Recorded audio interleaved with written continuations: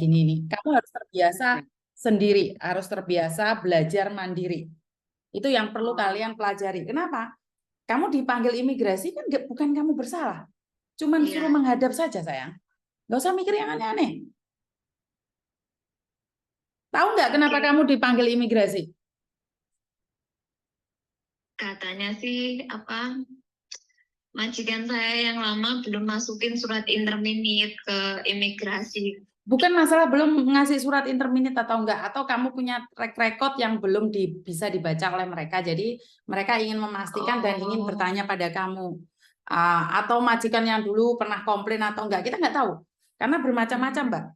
Kemarin ada beberapa anaknya Koko Thomas yang bekerja baru 1 bulan, pulang Indonesia, terus balik sini lagi dapat surat dari imigrasi, suruh datang ke imigrasi, menjelaskan kenapa dulu break. Apakah kamu perlu komplain dengan majikanmu yang lama? Itu seperti itu kok. Pertanyaannya nggak ribet-ribet amat kok, sayang. Soal bahasa, saya juga agak kendala bahasa. Di sana Semampunya, semampunya, sebisanya. Mereka akan mempertanyakan itu kok. Ya berdoa aja dapat aser atau medem yang sabar, itu aja sih. Sementing pas medemnya pas gak ngamuk-ngamuk kayak Miss Yuni kena. Itu piye tuh. Jadi kamu sudah pulang Indonesia nih, di majikan yang kemarin berapa lama, sayang? 16 bulan. Oke, alasannya Terus kenapa kamu pulang? ada COVID itu majikannya saya nyuruh pulang.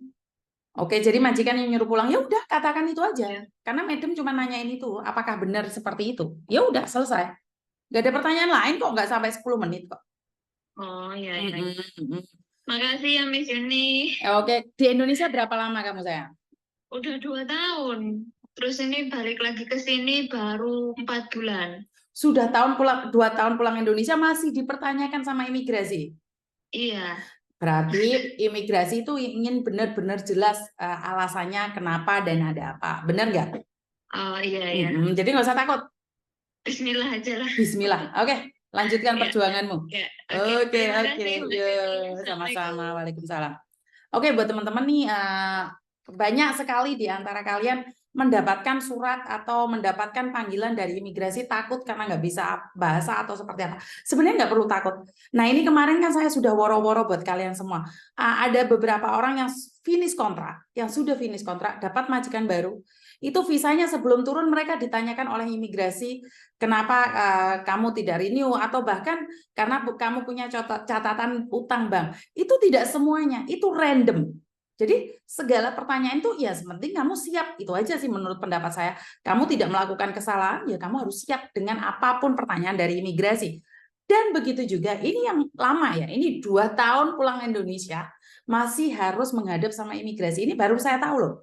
Jadi saya tuh tidak tahu. Saya rasa karena kemarin Gisang itu dipanggil karena baru 2 bulan atau karena baru setengah tahun, itu saya biasa nih sering anak-anaknya Koko Thomas itu dipanggil imigrasi.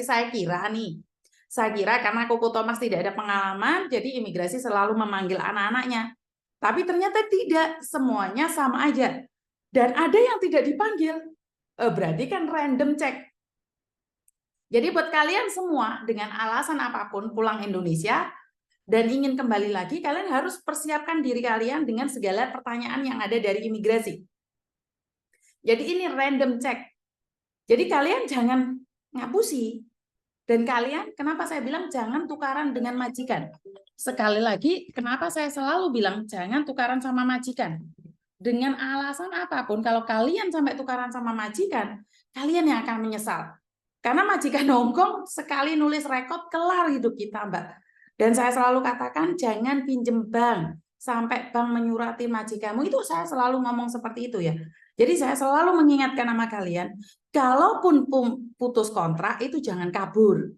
Jangan melakukan kesalahan yang fatal, seperti mukul anak majikan, atau mengambil barang majikan, atau memakai baju majikan, ataupun sekedar membagikan nomor telepon majikan pada orang lain. Jadi jangan sampai itu terjadi. Jika itu di-save oleh majikanmu dan dikirimkan ke imigrasi, ini sangat berbahaya sekali buat masa depanmu. Ini pesan saya buat kalian semua. Jangan memberikan alamat majikan pada orang lain. Jangan memberikan nomor telepon majikan pada orang lain. Karena kita tidak tahu Kita tidak tahu hubungan kita yang baik sama majikan itu akan berapa lama dihargai oleh majikan.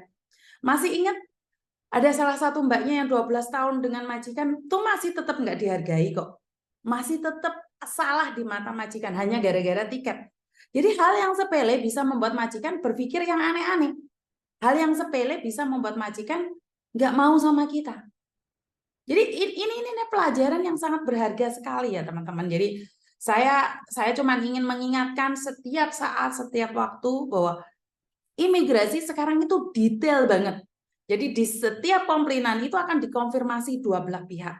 Jadi yang saat ini teman-teman lagi mengalami masa-masa penyesuaian dengan majikan, bagi teman-teman yang saat ini masa-masa saling adjustment sama majikan, lebih baik berhati-hati, jangan sampai melakukan kesalahan. Jika kamu tidak suka, jika kamu sudah tidak bisa bertahan lagi di rumah majikan, boleh pergi.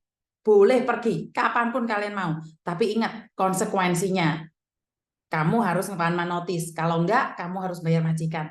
Karena jika kamu kabur, kamu mau ke Makau, atau kamu tiba-tiba pulang Indonesia, mau balik ke sini lagi, itu kalau pas dapat random check,